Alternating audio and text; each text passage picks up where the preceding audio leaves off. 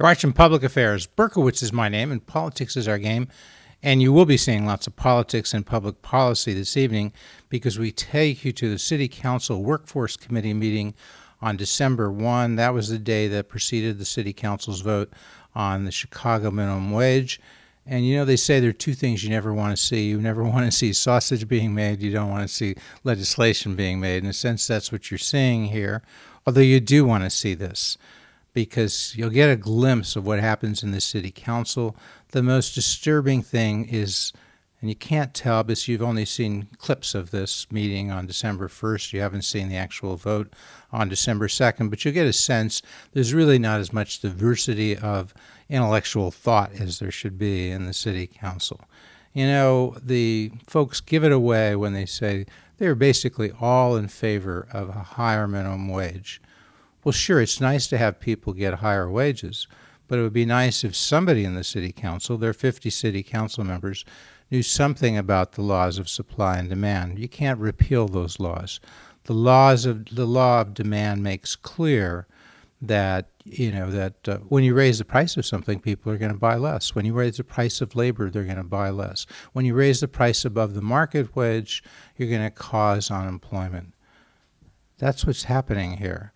And Alderman Riley comes closest to getting it, and we show you a lot of Alderman Riley, and he talks about a tipping point, and there's really nothing in economics like a tipping point. It's a it's a continuum.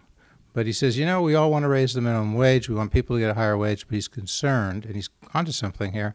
He's concerned that if you have a higher minimum wage in Chicago than you do in the suburbs, well, businesses are going to move to the suburbs. The ones who stay here are going to be at a competitive disadvantage, because essentially what that means in 4 years, the way they've worked this legislation out, in 2019, the minimum wage in Chicago will go to $13 an hour. But over time, it's going to reach that point. Currently, the minimum wage is the state minimum wage, which is $8.25. If the suburbs go up, but not as much, to $10 or $11, well, the people in the city are at a competitive disadvantage. Riley gets that. Alderman Mary O'Connor gets that there are a lot of small businesses that are going to simply go out of business if they're forced to pay this higher wage, or they're going to leave the city, or they're going to automate. You'll see Alderman Mary O'Connor talk about that. You'll see Alderman Tom Tunney get a sense of what's going on here. What does this do to unemployment, especially in the minority areas or the communities that have larger percentages of African Americans and Hispanics in those areas where they already have very high unemployment. Alderman Tunney is sympathetic to that, and he understands what's going on here. And Matt O'Shea voted against this. So there were 5, and Alderman Michelle Smith voted against this. But there's really not there's not enough intellectual diversity here. And, they tried out the Michael Negron, the mayor's policy guy, and you'll see him talk like, he's an economist. He's not, okay? He'll cite economists, but I don't know that he really understands them. He doesn't understand the diversity that exists among economists. He says things like, all the studies show there's not going to be a major impact of unemployment here. They tried out John Bauman from the Shriver Center on Law and Poverty like he's an economist. He's not. You look at his background, there's nothing I can see that he's got any credential in economics. He's a lawyer. He says, all the studies show there's no effect here. He's not really an economist. He may be able to read some of this stuff. He really should see and look a little broader and see that there are many studies by economists that show there are deleterious effects of a higher minimum wage, especially of this magnitude. And if you go back to 2007, it hasn't changed a great deal since then. You'll find an article, National Bureau of Economic Research, article by David Newmark and William Wasser, and they conclude, after looking at really a large number of studies, that there is a significant effect, negative employment effect of raising the minimum wage. Why do they ignore these studies? Why do they think they're wrong? I mean, they'll cite to what happened in San Francisco, Seattle, but really not rigorous studies of what's gone on there to sort out the employment effects, and especially of this magnitude, and to abstract from the other factors. So short of it here, folks, is you've got to focus on economics. You want to help people, but you might say, isn't a better way to let people work, continue to work, to not be unemployed, and if their income is too low, if you don't think they can get by, well, let's supplement their income with something like a earned income tax credit, but you could do it on the city level. There are lots of ways to supplement income without putting people out of work. Well, as this mayoral campaign goes ahead, as there are challenges to Rahm Emanuel in the election on February 24th, you'll probably see most of the candidates, perhaps all of them, will favor an increase in the minimum wage, but some of them will be sensitive to how dramatic this was and the unemployment effects and the impact especially on minorities. Look, we hope you enjoy the show, we hope you like the coverage, and we hope you come back next week and every week to Public Affairs. I believe that they have waited long enough. The facts are clear. The minimum wage has not kept pace with the cost of living. The economy has recovered, jobs are being created, but wages have remained flat.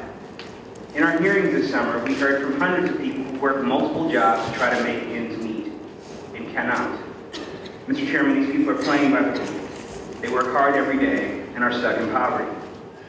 The ordinance before this committee seeks to fairly compensate work in a responsible way. It calls for the creation of a Chicago minimum wage of $13 per hour by the year 2019. The tip credit is increased from $4.95 per hour to $5.95 per hour over a period of time as well. Once the minimum wage and tip credit levels are reached, these levels are adjusted annually for inflation. The wage is phased in according with pending legislation in Springfield to make it easier for businesses to comply. Many of the current state exemptions to the minimum wage, including youth between 16 and 18, the training wage, and wages for disabled workers have been retained. The substitute ordinance now includes domestic workers who have frequently been exempted from many labor law provisions. The ordinance also provides strong remedies for employees whose wages are stolen by their employers.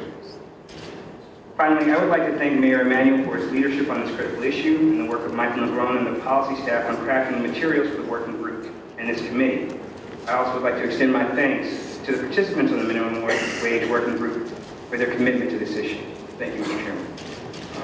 Just as a matter of housekeeping, Alderman Burns, you mentioned the substitute. The substitute should have been sent to all members of the council yesterday, but for purposes of just putting it before the body, Alderman Burns moves to put the substitute in for the $13 one that's currently in the committee. Any, all in favor say aye for putting the substitute in before the body? Aye. Opposed? Okay, we now have the substitute before us. You should have copies of it with you, but we'll make sure that they're passed around. Now to basically go through the substitute highlights or lowlights, depending upon your position. We have members of the working group and the law department.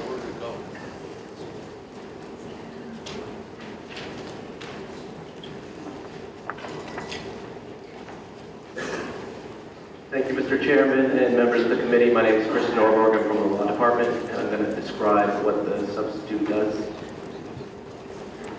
This is the ordinance that was introduced on July 30th, 2014, and as the Chairman mentioned, the latest version was provided to the committee over the weekend. But I'd like to go through, and as I go through what the ordinance does, I will highlight the changes that have occurred since the original one was submitted. Starting out, I'd like to talk about the employers and employees that are covered by the ordinance, and then I'll turn to the wage schedule, which has been amended somewhat. Regarding employers, the ordinance requires an employer to pay the new city minimum wage if the employer maintains a business facility in the city limits and/or is subject to one or more of the city's licensing requirements. Regarding employees, the ordinance provides for payment of the new city minimum wage to persons who work 2 or more hours within the city limits in any particular 2-week period. A new thing that was added in the sub is the fact that determining whether the 2-hour threshold is met takes into account paid time spent traveling, but does not take into account unpaid commuting time. That was clarified in the sub. As Alderman Burns mentioned, the ordinance adopts all state exclusions from the term employee, with the exception of domestic employees, and that includes home health care workers. They are covered by the Chicago minimum wage. as are day laborers and employees whose jobs are occasional or irregular and require 90 or fewer days to complete. The categories of employees that are excluded from coverage under both the state law and the ordinance are probationary employees. Those are employees within the first 90 days of employment. They remain entitled to 50 cents less per hour than the state minimum. That's the status quo, it remains the same. Employees under the age of 18 remain entitled to 50 cents per hour less than the state minimum, less per hour than the state minimum. Again, status quo. Camp counselors are excluded from coverage. Employees whose earning capacity is impaired by age or physical or mental disability are not covered by the ordinance. With state permission, such workers may be paid less than the state minimum wage.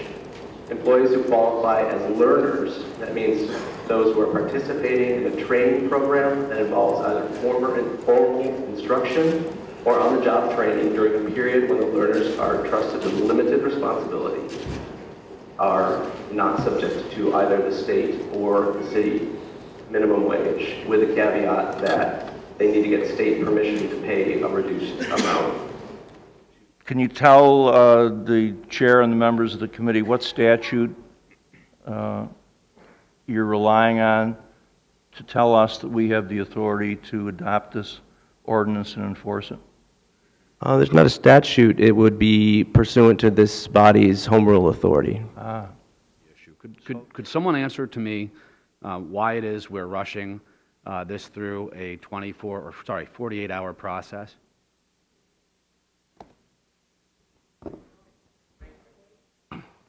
Thank you, Alderman.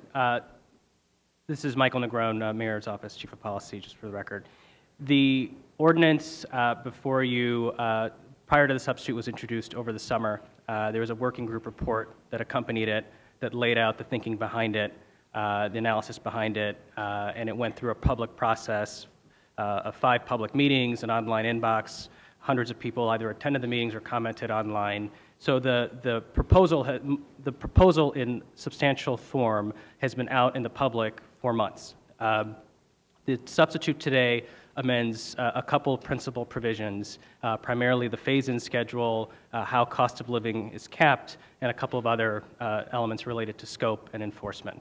So I would, at first blush, simply say that the proposal has been out for some time, and everyone, there's been a lively debate on not only the city's minimum wage proposals, but nationally this issue and why it's of concern. I also think that Alderman Burns has laid out the recent history, stretching back for decades, of where the minimum wage is and how it has failed to keep up with the cost of living. The reason that we are here today to consider this ordinance is that, as I think many here in the chamber have seen, there are some efforts underway to preempt the ability of this body to exercise its home rule authority to provide a strong minimum wage for Chicago residents. That effort is one that has gotten a lot of attention, and it's one that I think many here have talked about publicly, and many have signed on to a letter. In fact, 34 members of this council have signed on to a letter to a variety of public leaders urging them to not exercise preemption authority. In fact, I'd go a step further and say that every member of this body supports raising the minimum wage to a certain degree. I think that is long overdue. I don't think anyone here will argue with that statement. But you're asking folks, and this is something we saw under a previous administration, to process a lot of information and substantive changes in a very short period of time before having to vote on a piece of public policy. And that has not been my experience with this administration, so I'm frustrated that we're here today in this capacity. It's a little known fact, but 20 years ago when I moved here to the city of Chicago, I was earning the minimum wage. In fact, during my 28 years as an active member of the workforce, I've held over 24 jobs that paid the minimum wage or a wage with a tip credit.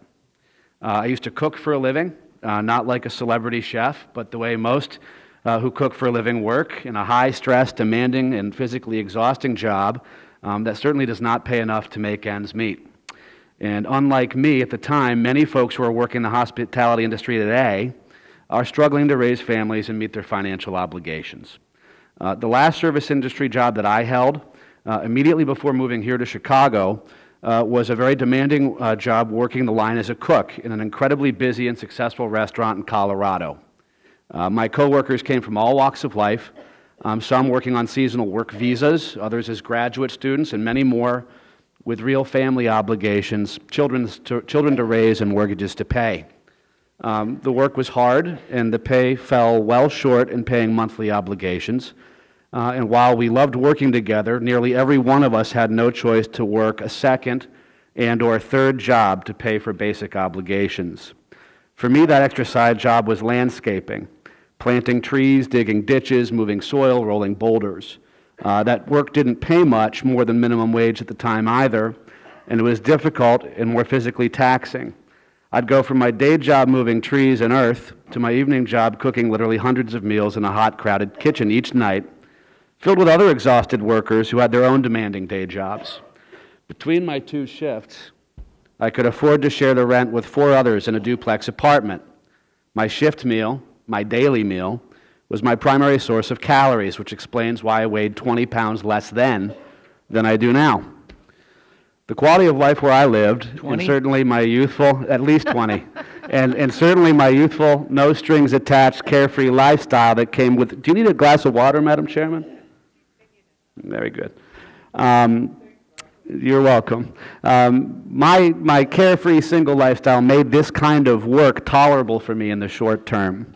I was a recent college graduate, I had a resume, and I had options. Having worked in many low-wage jobs earlier in my life, I've gotten to know hundreds of people for whom these jobs are the only option. Folks who don't have an advanced education or diverse life experiences or the security of a good resume. Unlike many younger people and students who work in the hospitality industry, many minimum wage earners have children to feed and clothe, rents to pay, and expenses to wrestle with month to month. And for many minimum wage workers in Illinois, there is not a trade-off for a higher quality of life or more temperate climate. Instead, it's the reality of living in neighborhoods where services are limited, streets are dangerous, opportunities are rare, and rents are cheap. It's for these reasons and my own life experiences that I am very sympathetic when it comes to discussing an increase in the minimum wage. I'm here today to state for the record unequivocally that I support raising the minimum wage for working families. An increase is long overdue and sorely needed for thousands of families struggling to make ends meet. I bet every one of my colleagues on the council supports raising the minimum wage. I certainly do. So the real questions before us now are how high should the minimum wage be raised, over what period of time, and in which jurisdiction? Most of the employers I've spoken with support raising the minimum wage. Their concern, however, is that increasing Chicago's wage to a level as high as 57% more than our suburban neighbors, nearly 80% higher than the wage paid in the state of Indiana, would place Chicago businesses at a substantial competitive disadvantage against their peers just across the street. This loss of business across the border is a real threat when it comes to the light manufacturing, shipping, and retail industries that will always be inclined to pursue a lower-cost labor force, even if it requires them to move their facilities just a few miles down the road out of the city of Chicago. Some businesses, especially bars and restaurants, are tied more to their location and are less mobile. They can't simply pick up their business and move. For some businesses in border wards, where the suburbs are literally across the street, this could mean calling it quits entirely, killing existing jobs. For others, it would mean installing more automated equipment to eliminate human positions in the back of house. Imagine robotic dishwashers and sanitary aids. In the front of the house, imagine self-swipe cashier stations. The most common comment I've received by restaurant and bar operators is that they will have to pay the minimum wage and struggle to get by with shorter shifts and fewer employees. They'll be forced to do more work with less and less employees. There are 3 competing proposals before this body today, one that raises the wage to $11 per hour, one raising it to $13, and one raising it to $15. Either way, working families are poised to be winners in this debate today, as the wage will certainly be increased. The question I'd like to have answered, and I'm sorry it took so long in the lead-up, Mr. Chairman, is how much of an increase is enough to make a difference for families without hitting that tipping point and unintentionally reversing the progress Chicago is making as it creeps out of its economic recession. Could you answer that question, please? Thank you, Alderman. My name is John Bowman. I'm president of the Shriver Center on Poverty Law in Chicago, one of the co-chairs with Alderman Burns of the working group. Fortunately, there's a long track record of minimum wage increases that have been the subject of studies. And the studies have looked at border regions, they've looked at impact on employment, on jobs, net job gain or loss, the factors involved in the actual economic stimulus that comes with an increase in the minimum wage, because now you have people in those communities with more money to spend in the same businesses, and have found that there's not an appreciable difference in terms of border crossing from previous minimum wage experiences, where there's a substantial difference between one side or the other of a border. There is not a lot of migration back and forth. There isn't significant job loss one way or the other, or gain. The reason we looked at $13, I think, as compared to $15, was because it was within the range of increases that we were able to extrapolate conclusions from those studies of prior increases. So it was similar to those higher increases in the past. And so you could say, based on some concept of evidence, that there wouldn't be a significant job migration or loss of jobs, or gain of jobs for that matter, but that it was fairly stable, that there is an increase in buying power among workers. There is a stimulus effect. We thought that the $15, you know, on the other end of the spectrum, I think, that was in a little more range of unknown territory in terms of prior experience and the possible impact on jobs and economic activity, and that one of the reasons why we opted for 13 instead of 15. Although I have to say that, you know, the testimony from hundreds of people in favor of the $15 ordinance was overwhelming in terms of, you know, what it would mean for them in their own lives. I mean, it was a difficult compromise choice. But the 13 is based on, hopefully as close as we can get, it was based on evidence. And again, the purpose here is to hit the right amount. I think everyone wants to make sure folks who are working these jobs can earn a living wage. The question is it 13? Is it 11? Is it 20? And at what cost, right? You know, I think the goal, I know for this mayor, has been to drive investment and new opportunity in the city of Chicago. And a big part of that is growing jobs, right? And my concern is if you hit that tipping point hard, the opportunity goes away. Certainly you get the higher wage, but perhaps you have fewer jobs to employ Chicagoans with. Thank you. Alderman Mary O'Connor. Thank you, Chairman. Thank you for taking me, because I need to go to a community meeting. And I just want to be on record, actually, in a statement. I've already spoken on this at the last committee meeting quite in length, but again, I just feel it's worth repeating. Friends and colleagues, raising our minimum wage, if done responsibly, could potentially pay off huge dividends in the form of even stronger local economy, and most importantly, a quality of life for many residents struggling to get by in our great city.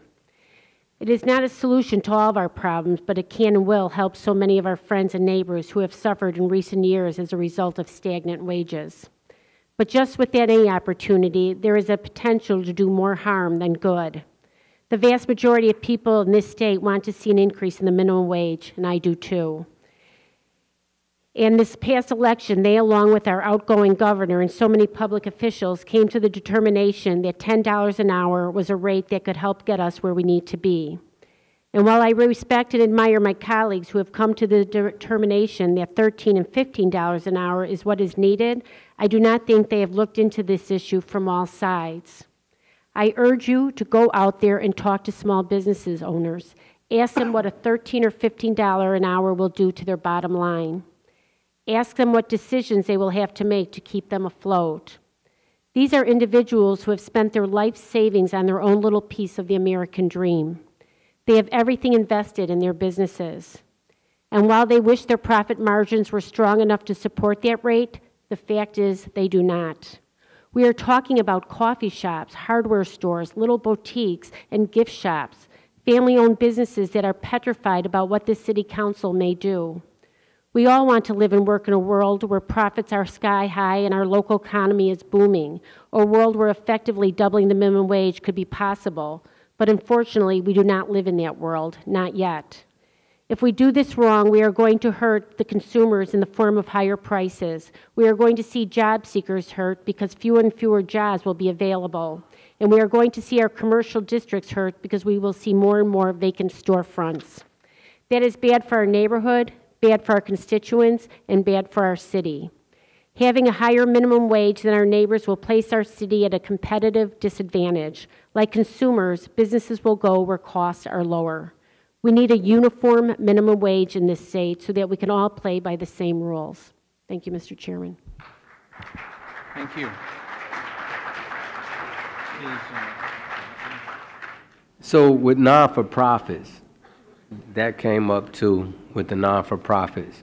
And I know we researched a lot of non-for-profits. Can you speak about that?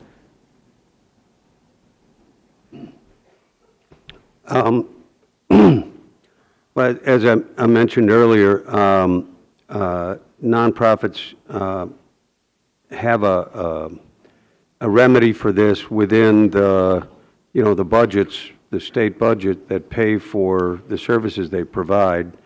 And so if you have a known sort of statewide impact of a minimum wage increase, the state can deal with that by increasing the reimbursement amount or the grant amount for those particular services, or otherwise adjusting the expected outcomes for the money that's granted.